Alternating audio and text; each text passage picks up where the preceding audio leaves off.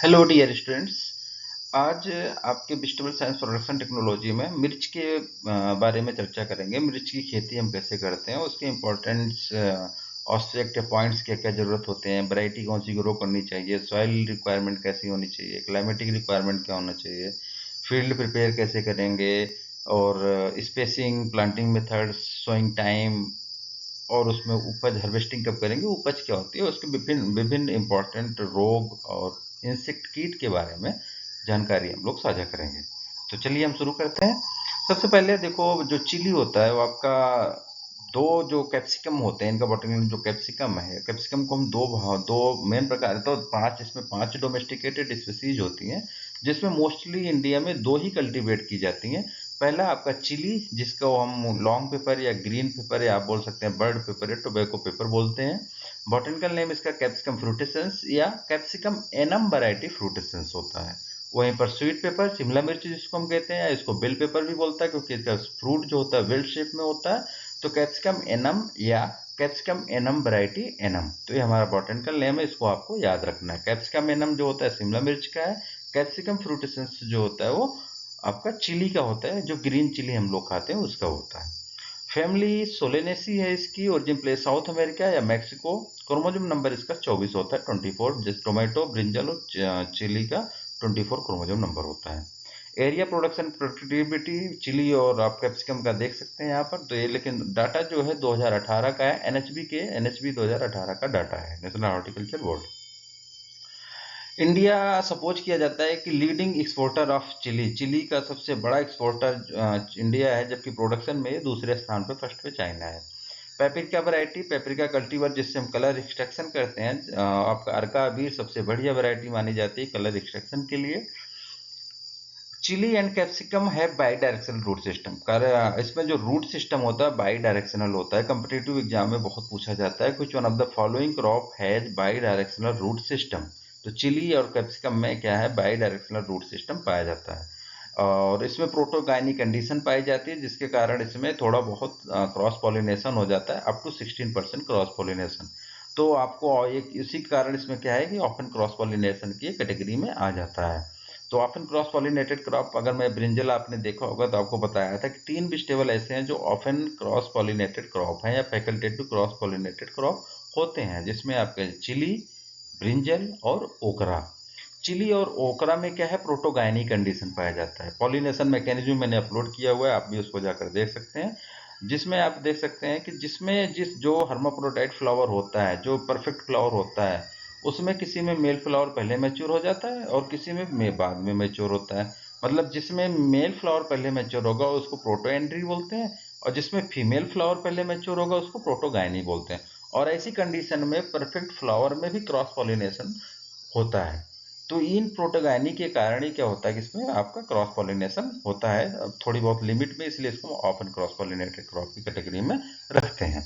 Nutritional importance से देखा जाए तो चिली सबको पता है कि this is the richest source of vitamin C. और green to dry chilli ratio जो होता है वो 10:1 होता है, और यही होना भी चाहिए। Vitamin C content of the fruit is increased by the heating. इसमें जो पंजेंसी होता है, पंजेंसी आपका कैप्साइसिन के कारण होता है। और रेड कलर जो होता है इसमें जब फल पक जाता है तो रेड कलर जो होता है कैप्जेंथिन के कारण होता है। और पेरी इसमें जो सबसे ज्यादा कैप्साइसिन कंटेंट होता है वो पेरिकार्प में पाया जाता है। Pericarp is the rich source of capsaicin, या मतलब पंजेंसी कंटेंट सबसे ज्यादा। ठीक। और सब कैरोलिना रीपर सबसे तीखी मिर्च है पूरे वर्ल्ड में। उसके बाद हमारे आसाम में पाई जाने वाली कैप्सिकम पंजेंस स्पीसीज, जिसको हम भूत झुलुकिया बोलते हैं। तो कैरोलिना रीपर सबसे हाईएस्ट पंजेंट चिली है, उसके बाद भूत झुलुकिया है। वैराइटीज में जाएंगे, अगर चिली की वैरायटियां जो इंपॉर्टेंट हैं, Pusa Jwala, Pant C one, erect habit की वैरायटी है, Punjab Lal perennial multiple disease resistance variety है, काशी अनमोल आपका डाईबैक रेजिस्टेंट वैरायटी है, अर्का श्वेता, CH1 CH3 ये आपके हाइब्रिड्स हैं। आपके CGMS Arka Shweta CGMS based hybrid है, CH1 और CH3 genetic male sterility based hybrid है। Capsicum variety sweet banana, California wonder, yellow wonder, Arka Mohini, Arka Gaurav, Arka Basant, king of north, Pusa Deepti, KT1 और भारत। भारत आपका first hybrid of vegetable Bharat और का कैप्सिकम का था, जो 1973 में Indo American hybrid seed company ने डेवलप किया था। Important variety of chilli, variety suitable for colouring matter, जिसको हम पेपरिका कल्टीवर बोलते हैं, पंजाब लाल और का अभिगिर। CH1 और CH3 हाइब्रिड्स है, जो कि पंजाब एग्रीकल्चर यूनिवर्सिटी से डेवलप किया गया था जेनेटिक मेल स्टेबिलिटी सिस्टम को यूज करके। अर्का लोहित पाउडर मिल्ड्यू टॉलरेंट होता है। पंजाब लाल टी एग्जाम में पूछा गया था, Punjab Lal multiple insect pest resistance variety है। ठीक। Chilli leaf curl resistant variety Pusa Jwala, Pusa Sadabahar, Pant C1, ये क्या है, लीफ कल रेजिस्टेंस कल्टीवर है। पूसा सदाबहार पेरेनियल मल्टीपर्पज कल्टीवर, ये भी बहुत इंपॉर्टेंट वैरायटी। पूसा सदाबहार जो होता है वो पेरेनियल नेचर होता है, क्योंकि मोस्टली जो चिली या कैप्सिकम कल्टीवेट करते हैं एज ए एनुअल कल्टीवेट करते हैं, जबकि ये बेसिकली पेरेनियल नेचर के होते हैं। सिंदूर एक कल्टीवर है इसकी, जो डुअल पर्पज कल्टीवर है। सॉइल एंड क्लाइमेटिक रिक्वायरमेंट्स में जाए तो हमें पता है कि चिली एक वार्म सीजन क्रॉप है, जिसके लिए हमें एक्सट्रीम क्लाइमेट जो होते हैं, इसके क्लाइमेटिक कंडीशन टमाटो ब्रिंजल से थोड़ा एक्सट्रीम क्लाइमेट कंडीशन में कल्टीवेट हो जाता है, मतलब 15 से 35 डिग्री सेल्सियस तक में इसकी कल्टीवेशन हम कर सकते हैं। ऑप्टिमम टेम्परेचर जो होता है वो 24 डिग्री सेल्सियस के आसपास रहेगा, तो आपका चिली प्रोडक्शन बहुत अच्छा खासा होगा। लेकिन अगर नाइट टेम्परेचर अगर 10 डिग्री सेल्सियस से कम हुआ तो आपका जो फ्रूट सेटिंग होगा वो प्रभावित होगा। अगर वो 35 डिग्री सेल्सियस 40 डिग्री सेल्सियस से ऊपर गया तब भी प्रभावित होगा। और फ्लावरिंग फिनोमिना के लिए ये डे न्यूट्रल क्रॉप होता है, इस पे long day short day condition का कोई प्रभाव नहीं पड़ता है, बस इसको टेम्परेचर ज़्यादा इंपॉर्टेंट होता है। ठीक। Long dry periods are likely to result in flower setting and fruit fall. देखो इसमें फ्रूट सेटिंग और फ्रूट फ्लावर ड्रॉप और फ्रूट ड्रॉप की बहुत बड़ी कंडीशन है, लिमिटिंग फैक्टर है इसकी कल्टीवेशन में, कि जब भी अगर ये कंडीशन होती है कि अगर जब भी बहुत ज़्यादा मॉइस्चर स्ट्रेस हो गया या हीट स्ट्रेस कंडीशन आ गई या बहुत ज़्यादा आपने मॉइस्चर दे दिया, स्ट्रेस मतलब होता है कि ऑप्टिमम से ज़्यादा और कम दोनों कंडीशन में अगर चीज़ें हो रही हैं तो आपका 100% है कि फ्रूट सेटिंग, फ्लावर सेटिंग या फ्लावर ड्रॉप होना तय है। सॉइल में जाएं तो सैंडी-लोम सॉइल सबसे बढ़िया मानी जाती है, सैंडी-लोम सॉइल, और जिसका पीएच वैल्यू हमें मोस्टली 5.8 से 6.5 हो, क्योंकि इस पीएच वैल्यू पे आपके सारे न्यूट्रिएंट्स, एसेंशियल न्यूट्रिएंट्स जो 17 के 17 हैं वो अवेलेबल होते हैं। तो इस पीएच वैल्यू पर जितने भी क्रॉप हैं सभी की कल्टीवेशन बहुत अच्छे से होगी, यील्ड पोटेंशियल बहुत अच्छे से मिलेगा आपको। Chilli crop is very sensitive to water logging.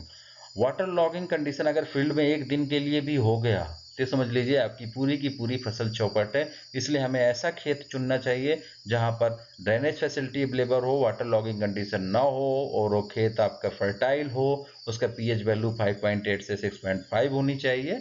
तो ये चीज़ें आपको हमेशा ध्यान में रखना है। सोइंग टाइम, अगर हम बात करें सोइंग टाइम से पहले मैं बता दूं खेत की तैयारी करना। अगर आपने खेत का चुनाव कर लिया है, आपको सीजन भी पता चल गया है, तो उसके लिए आपको क्या करना है कि आपको 1 महीने गैप रखनी है क्रॉप से दूसरी क्रॉप लेने में। उसके बीच में आपको 3 से 4 बार गहरी जुताई करनी है। और गहरी जुताई करने का मतलब ये होता है कि उसमें जो भी आपके न्यूट्रिएंट्स अवेलेबल होंगे और फील्ड में जो खरपतवार होंगे, हार्मफुल इंसेक्ट पेस्ट के एग्स लार्वी जो कुछ होंगे वो सभी नष्ट हो जाते हैं। तो इन चीज़ों को हमें ध्यान में रखना है। और खेत के लास्ट में जब हमें वो लास्ट में हमारे फील्ड प्लाविंग होगी, तो लास्ट प्लाविंग में हम क्या करते हैं, हमारी जो भी FYM होता है 15 से 20 टन, उसको हम लास्ट जुताई के समय फील्ड में दे देते हैं। उसके बाद उसको हम पाटा लगा के, प्लैंकिंग लगा के बराबर कर देते हैं। फिर उसमें हम चैनल और बेड बना देते हैं और उन बेड पर फिर हम अपनी चिली को ट्रांसप्लांट कर देते हैं। सोइंग टाइम जाए तो खरीफ सीजन आपका सबसे बढ़िया सीजन होता है ग्रोइंग चिली इन इंडिया। उसके बाद सादर्न इंडिया में आप 3 क्रॉप, क्योंकि सादर्न इंडिया आपका वार्मर क्लाइमेटिक कंडीशन होता है, तो वहाँ पर आप चिली की तीनों क्रॉप ले सकते हो, खरीफ रबी समर तीनों होती हैं। जून टू अक्टूबर सबसे बढ़िया पीरियड माना जाता है chilli growing period in South India, और सीड प्रोडक्शन हमेशा खरीफ क्रॉप में करते हैं, ये भी ध्यान रखना है, जून टू अक्टूबर क्रॉप में। ठीक। अर्ली ऑटम में विंटर क्रॉप जो होता है हमारे यहाँ, जब नॉर्थ इंडिया में कंडीशन में आते हैं, तो जून टू जुलाई जो ideal for chilli seed production. हाँ, नर्सरी में देखो, नर्सरी मैनेजमेंट पे मैं एक वीडियो बनाऊंगा आपको। नर्सरी मैनेजमेंट में क्या होता है, बहुत कुछ नहीं होता है, एक छोटे से स्मॉल एरिया को हम सिलेक्ट करते हैं, उसको अच्छे से गुड़ाई जुताई करके फिर उसमें हम बेड बनाते हैं। बेड ऐसा होना चाहिए कि आपका 3 मीटर लंबा, 1 मीटर चौड़ा और 15 से 20 सेंटीमीटर उसकी हाइट रखते हैं। एक देखो, लेंथ आप कुछ भी रख सकते हो, लेकिन आपको 1 मीटर उसकी चौड़ाई की इसलिए रखते हैं कि उसमें हम आसानी से खरपतवार निकाल सकें नर्सरी बेड से। दूसरा, हाइट क्यों रखते हैं 15 से 20 सेंटीमीटर? 15 से 20 सेंटीमीटर हाइट इसलिए रखी जाती है कि जब कभी भी बहुत ज़्यादा बारिश हो गई या कुछ भी चीज़ें हो गई तो आप आसानी से उसमें से पानी बाहर निकाल सको। तो ये दो चीज़ें आपको ध्यान में रखनी है। सोइंग करते हैं उसके बाद हम उसके नर्सरी बेड बनाते हैं, उसके बाद उसमें लाइन खींचते हैं, लाइन पे हम सीड को गिराते चले जाते हैं, लाइन उसके बाद हम वर्मी कंपोस्ट से उसको ढक देते हैं। ढकने के बाद हम पैडी स्ट्रेस से फिर उसको क्या करते हैं, पूरे बेड को ढकते हैं, ऊपर से पानी दे देते हैं और पानी 4 से 5 दिन लगातार सुबह शाम दिया जाता है। और जब उसमें जर्मिनेशन होना शुरू होता है तो स्ट्रा को हम हटा देते हैं, मल्च को हटा देते हैं। उसके बाद जब पौधे को 5 से 6 वीक में पौधा आपका तैयार होता है। 5 से 6 वीक में जब पौधा तैयार होगा तो 10 दिन पहले हम क्या करते हैं, उसकी ऊपर जो आपका ब्रांच है, एक्सिलरी ब्रांच, उसको हम साइड से ऊपर से क्या करते हैं, हटा देते हैं, तोड़ देते हैं प्राइमरी ब्रांच को। जिससे क्या होता है कि साइड से मोर बहुत सारी ब्रांचेज निकलती हैं और उन ब्रांचेज फिर आपका प्रोडक्शन बहुत अच्छा खासा हो जाता है। तो वही बोल रहा है, clipping of seedlings 10 days before transplanting is done in chilli for quick branching. Spacing 60 से 45 सेंटीमीटर बहुत अच्छा माना जाता है और ये डिपेंड करता है आपकी सॉइल कैसी है, क्लाइमेटिक कंडीशन कैसा है और आप कौन सी वैरायटी लगा रहे हो। ओपन पॉलिनेटेड वैरायटी है, हाइब्रिड वैरायटी। हाइब्रिड वैरायटी होगी तो थोड़ा स्पेसिंग हम ज़्यादा रखेंगे। ओपन पॉलिनेटेड वैरायटी होगी तो स्पेसिंग हम 60-45 या 45-30 भी रख सकते हैं। ठीक। मैन्योर और फर्टिलाइजर्स एप्लीकेशन, FIM वही आपका 20 से 25 टन प्रति hectare. Compost apply in the field before 10 to 15 days transplanting. 10 से 15 हमेशा जब भी आप ट्रांसप्लांटिंग करोगे उससे 10 से 15 दिन पहले आप सोइंग करोगे 10 से 15 दिन पहले हम क्या करते हैं, FIM एप्लीकेशन दे देते हैं, क्योंकि ये स्लो रिलीजिंग होता है। जब तक आपका जर्मिनेट करेगा पौधा, एस्टेब्लिश होगा, तब ये काम करना शुरू करते हैं आपके मैन्योर, जो मैन्योर्स होते हैं। इसलिए मैन्योर्स को हम ट्रांसप्लांट या सोइंग से पहले ही दे देते हैं। NPK 150 75-75, नाइट्रोजन आपका 150 KG, 75 KG phosphorus, 75 KG potash प्रति हेक्टेयर की दर से हम देते हैं। जिसमें आपका हाफ डोज मतलब 75 केजी नाइट्रोजन, 75 केजी फास्फोरस और 75 केजी पोटास हम एज ए बेसल डोज दे देते हैं। बाकी रिमेनिंग जो हाफ डोज होता है वो 30 और 55, तो 275 को हम दो भागों में तोड़ देते हैं। ये समझ लीजिए कि आप कि 37.5 के जी हम क्या 30 दिन के बाद ट्रांसप्लांटिंग के बाद देते हैं और दूसरा 37.5 के जी हम 55 दिन के बाद देते हैं, जिससे चिली में बहुत अच्छा प्रोडक्शन पोटेंशियल हमें मिलता है। इरिगेशन, इरिगेशन अगर रेनी सीजन में आप ग्रो कर रहे हो तो आपको डिपेंड करेगा। अगर बरसात हो रही तो कोई जरूरत नहीं देने की, बरसात नहीं हो तो आपको लाइट इरिगेशन देना है। अगर वहीं पर हम समर सीजन में आए तो हमें हर तीसरे 4 से 5 दिन पे इरिगेशन हमें दे देना चाहिए और विंटर सीजन के कंडीशन में हमें 8 से 10 दिन के अंतराल पर पानी देना चाहिए। और पानी में जैसे आप अगर आपने रिजेज पर मिर्च को लगाया है, रिजों पर, तो हमेशा कोशिश करिए कि फुल पूरे रिजेज को जो हमारा वो होते हैं उनको पूरे फुल नहीं पानी देना चाहिए। जैसे मान के लो हमारा मेड़ है, आपका रिजेज है, तो रिजेज में ये मानिए कि जो इसका हाफ है, केवल हाफ रिजेज तक ही पानी देना चाहिए। ठीक है, उसमें क्या होता है कि आपका वाटर होल्डिंग कैपेसिटी और उसका वाटर यूज एफिशिएंसी ज़्यादा होता है और वाटर लॉक कंडीशन होने के भी चांसेस कम होते हैं, जिसके कारण आपका उपज अच्छी खासी आप प्राप्त कर सकते हैं। इंटरकल्चरल ऑपरेशन, इंटरकल्चरल ऑपरेशन मतलब वही निराई गुड़ाई खरपतवार प्रबंधन। ठीक। Chilli require support for maintaining plants stand well the protect fruit rotting and dropping etcetera. तो that's why there is a some operation like earthing up. Earthing up हम plants को करते हैं 25 से 30 दिन जब हो जाता है ट्रांसप्लांटिंग के, तो उसके बाद हम मिर्च के पौधे के चारों तरफ मिट्टी से उसको मजबूत बना देते हैं, जिसकी पौधा इधर हवा चलने पे टूटने न पाए। ठीक। होइंग ऑपरेशन में देखो, जब हम निराई गुड़ाई करते हैं, निराई गुड़ाई करने के मैंने फायदा आपको पहले भी बताया था, अभी बता दे रहा हूँ कि उसका पहला ऑब्जेक्टिव होता है बीड मैनेजमेंट, खरपतवार प्रबंधन। दूसरा होता है मॉइस्चर कंजर्वेशन, कि जब उसको हम जो निराई गुड़ाई करते हैं तो मॉइस्चर कंजर्व होता है। तीसरा होता है आपका एरेशन, उसमें आपका जब निराई गुड़ाई करते हो तो एरेशन होता है, एरेशन होता है तो रूट ग्रोथ बहुत अच्छे से होता है। ठीक। तो ये चीज़ें आप देखो देखना है। ओरोबेंच वही जो बात किया था, सोलेनेसिया वेजिटेबल क्लास में टोटल फ्रूट पैरासाइट होता है, बहुत प्रभावित करता है, इसका भी मैनेजमेंट होना बहुत जरूरी है। प्रोडक्शन कॉन्स्टेंट्स में अगर हम जाएं तो फ्रूट सिटिंग या आप इसको फ्लावर ड्रॉपिंग, इसका जो है कि फिजियोलॉजिकल डिसऑर्डर्स है, बहुत मेजर फैक्टर होता है। कई बार लोग बोलते हैं जो घरों में गमलों में पौधे लगाते हैं, बोलते पौधा बहुत अच्छे से ग्रोथ कर रहा है लेकिन उसमें उपज नहीं आ रही, उसमें फ्रूटिंग नहीं हो रही है, फूल तो आ रहे हैं, फूल ड्रॉप हो जा रहे हैं। तो देखो ये हमेशा एक मॉइस्चर स्ट्रेस कंडीशन की हम बात करते हैं, अनफेवरेबल क्लाइमेटिक कंडीशन की बात करते हैं, और उसमें अनफेवरेबल क्लाइमेटिक कंडीशन में आपका हीट, टेम्परेचर, नमी, मॉइस्चर, ठीक, ये लाइट, ये 3-4 फैक्टर्स होते हैं। अब स्ट्रेस कंडीशन क्या होता है, अनफेवरेबल क्या हो गया, मतलब बहुत ज़्यादा और कम, मतलब जो हमारा ऑप्टिमम है उससे ज़्यादा और कम हो ही होना स्ट्रेस कहलाता है। ठीक, तो इसके कारण उसमें फ्रूट सेटिंग हार्मोन होता है। हमें nitrogen management C N ratio भी मेंटेन करके चलना पड़ता है। तो इन सबको देखते हुए कि एक हार्मोन आता है प्लानोफिक्स, जिसको हम एन के नाम से एन 50 ppm की दर से हम उसको स्प्रे कर देते हैं। मार्केट में प्लानोफिक्स के नाम से आता है। अगर आपने फ्लावरिंग के टाइम इसको स्प्रे कर दिया है तो आपके समझ लीजिए कि आपका बहुत अच्छा खासा फ्रूट सेटिंग होगा और आप यील्ड पाएंगे।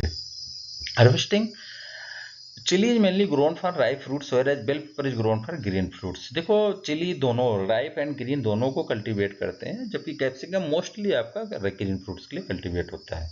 Green fruits are harvested when they still green in color at 60 days after transplanting and dry fruits 90 days after transplanting।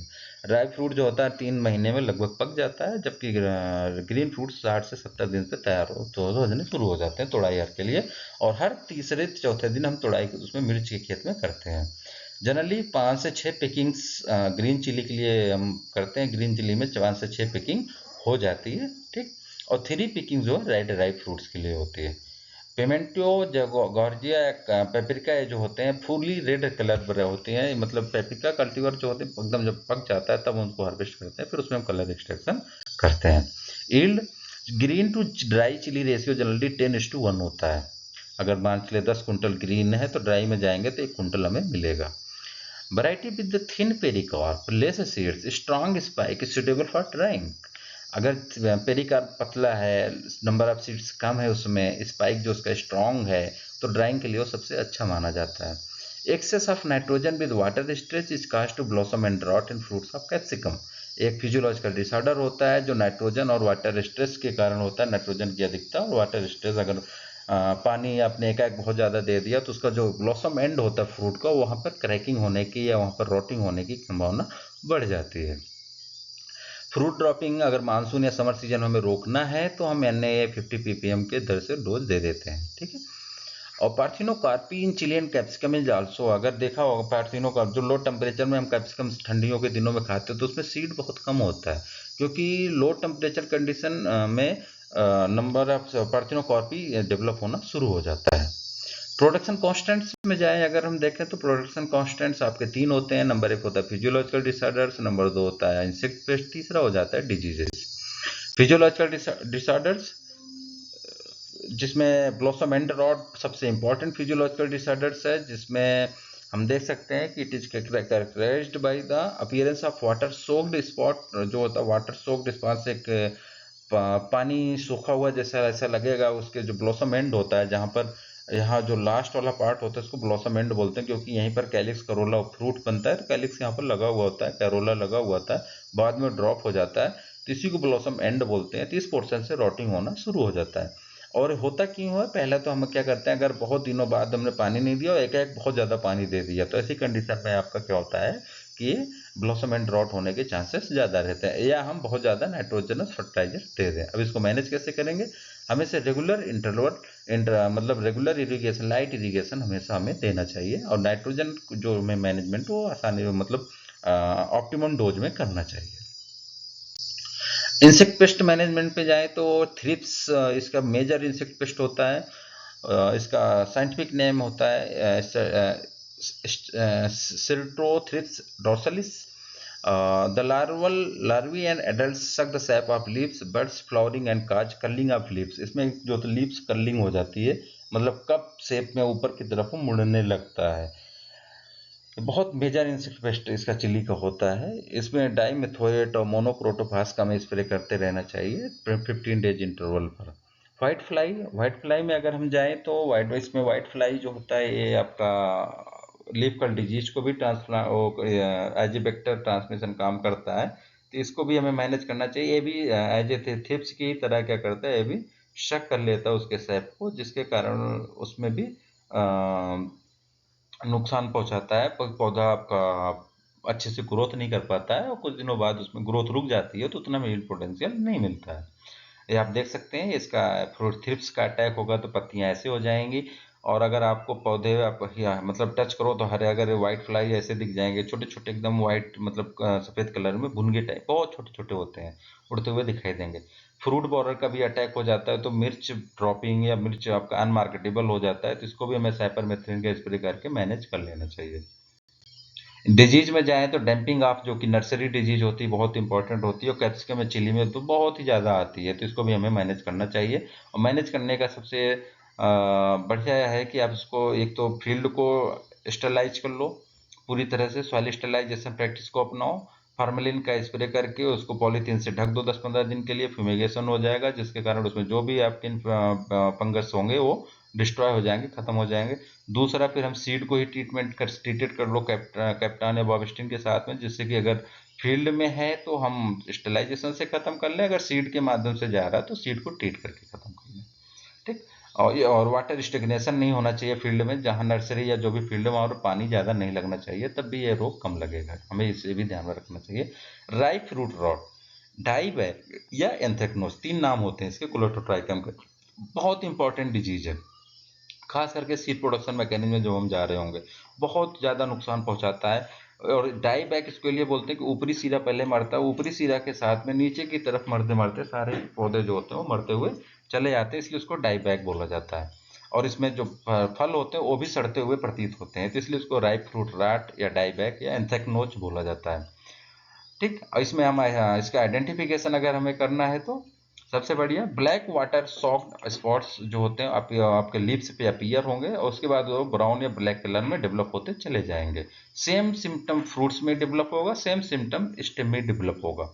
ठीक। Dieback is usually observe after the rains have stopped and prolonged deposition of dew on the plants. ये चीज़ भी है, आप identify कर सकते हैं इसको।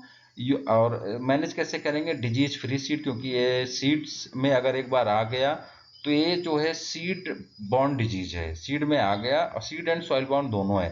सीड में आ गया तो अगले साल जो भी सीड यूज करेंगे उसमें आएगा, इसलिए हमेशा seed disease free seed use करो, और सीड को हमेशा मैंकोजेब या बाविस्टिन के साथ ट्रीट करके यूज करो, तो ये चीज़ हमेशा इसको ध्यान रखना। और क्रॉप में हमेशा ब्लिटॉक्स 0.1% का आप स्प्रे रिव्यू 8 से 10 दिन के अंतराल पर करते रहें, और खास करके जब आप सीड प्रोडक्शन में जा रहे हो तब।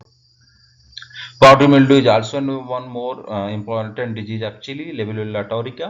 इसको हम मैंने, इसमें क्या होता है कि इसके जो लीफ की निचली सतह होती है उसपे पाउडरी वाइट पाउडरी दिख जाएगा, वाइट वाइट मतलब उसमें पाउडर फॉर्म में, तो उसको हम वहीं से आइडेंटिफाई कर लेते हैं। इसके पाउडर मिल्ड्यू के लिए सबसे बढ़िया है कैराथेन, हम यूज करते हैं 15 डेज इंटरवल पे, इसको आप स्प्रे कर दीजिए। लीफ कलर में मोजैक एंड और सॉरी वायरल डिजीज में आपका लीफ कलर और मोजैक दो होते हैं, जिसमें लीफ कर्ल को व्हाइट फ्लाई का ट्रांसमिटेड करता है, क्योंकि व्हाइट फ्लाई एक पौधे पे शक सैप उसके जो होते हैं सैप को शक करता है, फिर दूसरे पौधे पर जाता है, तो उसी के माध्यम से डिजीज होती है, ट्रांसमिटेड होती रहती है। ठीक।